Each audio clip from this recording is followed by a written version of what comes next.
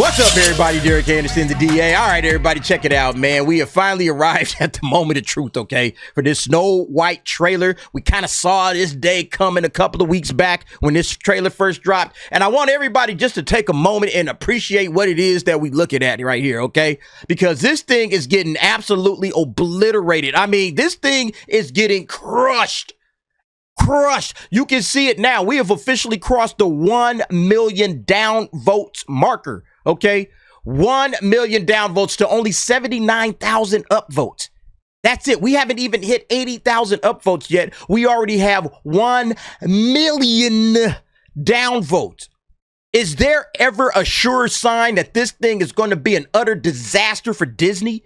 Disney has to be just like beside themselves at this point. Because look, you know, you got to get the special little add-on or whatever, the extension in order to see it for the Chrome browser. You got to get that special extension to see it. So a lot of people can't see this 1 million. They can just see this 79,000 upvotes. That's all they can see. They can't see the 1 million, but Disney can see it. All right. Disney knows exactly how many downvotes this thing got.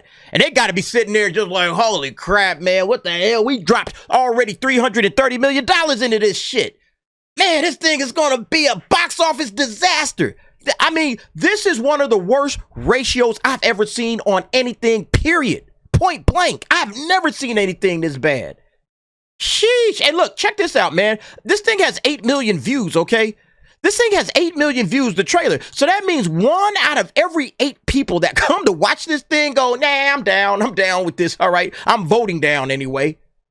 Whoo, man. And look, it's all because of this chick right here, all right? It's all because of Miss Poison Pill right there in the middle, Rachel Zegler. Because look, I was checking out this article. This is on The Guardian, okay? This article talking about Bad Apple, how Disney's Snow White remake turned sour. And it says, as its 2 stars fight over the war in Gaza, rows over sexism, race, and the dwarves are turning fairy tale into a nightmare. And as they are correct, there is the war in Gaza, and there's, you know, fights going on over that between Rachel Zegler and Gal Gadot. And you also have stuff dealing with sexism, with race, with dwarves, and all of that kind of stuff, okay? You know, CGI dwarves instead of hiring actual little people to play these parts. You know, all of that stuff is playing a part. But it's really about Rachel Zegler and her big mouth. That's really what it comes down to. If Rachel Zegler hadn't shot off her mouth and started talking trash about the OG Snow White, I don't think we would be looking at this ratio being as bad as it is. I don't think we would be looking at this. It still might be a ratio, and people still might have legitimate problems with it because people just don't want to see this movie remade, period.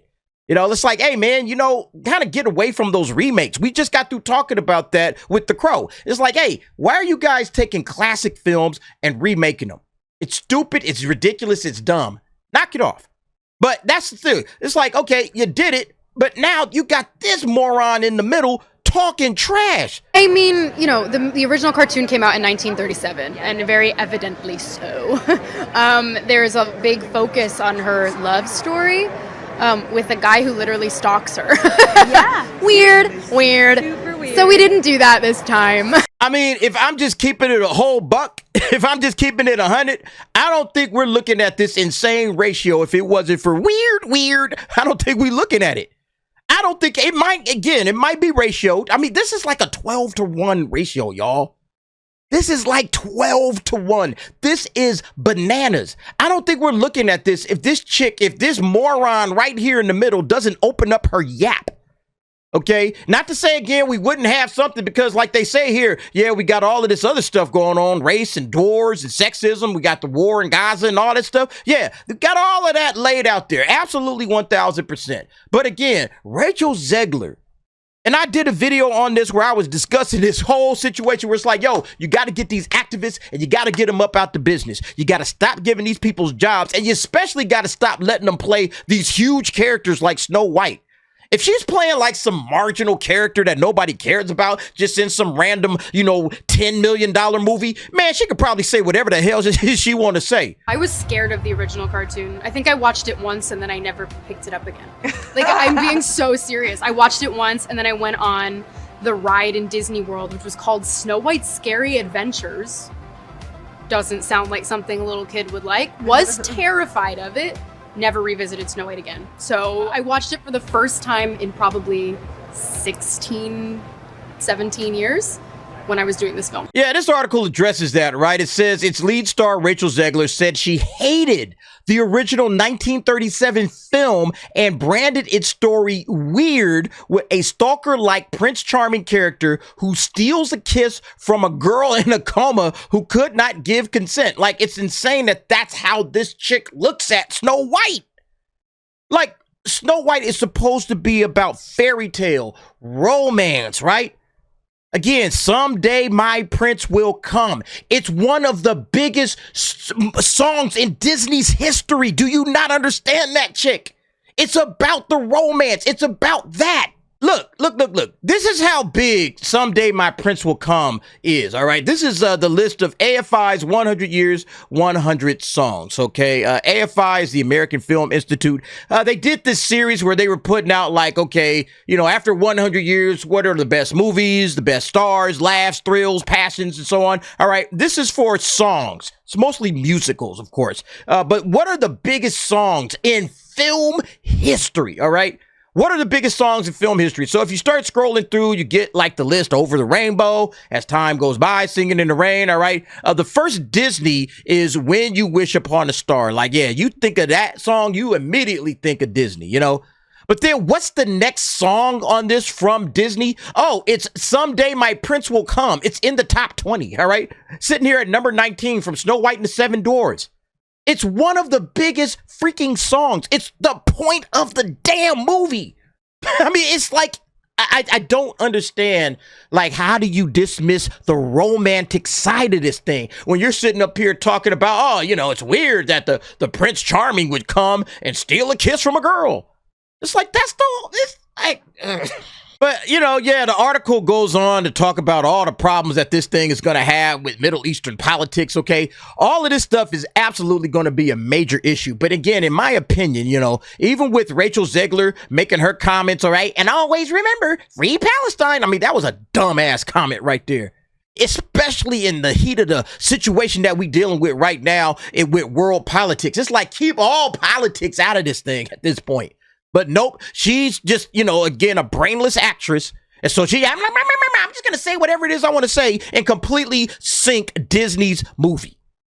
Disney has to just be like, hi, man. We don't know what to do at this point.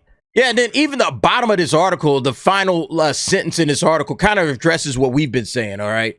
It says, yeah, I don't see how, you know, Gal Gadot's career and Rachel Zegler's career is going to make a difference in the Middle East, you know, if the U.S. government can't. But they said one thing that might happen is that celebrities will just never express their points of view publicly. If I were their PR people, I would probably suggest that, yes, it's time to shut up. Act and shut up, all right?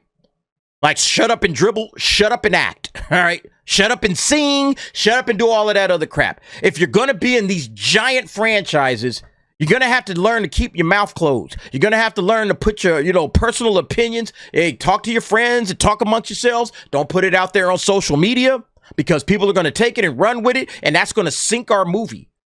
And that's basically what's happening here. That's why we're looking at this thing right here. That's why we're looking at this ratio. Again, I don't think we're looking at this ratio if Rachel Zegler does not open up her mouth, does not talk trash about films, does not say anything about Palestine, does not say anything about anything. It's just an actress going out there and doing her job, singing songs and acting.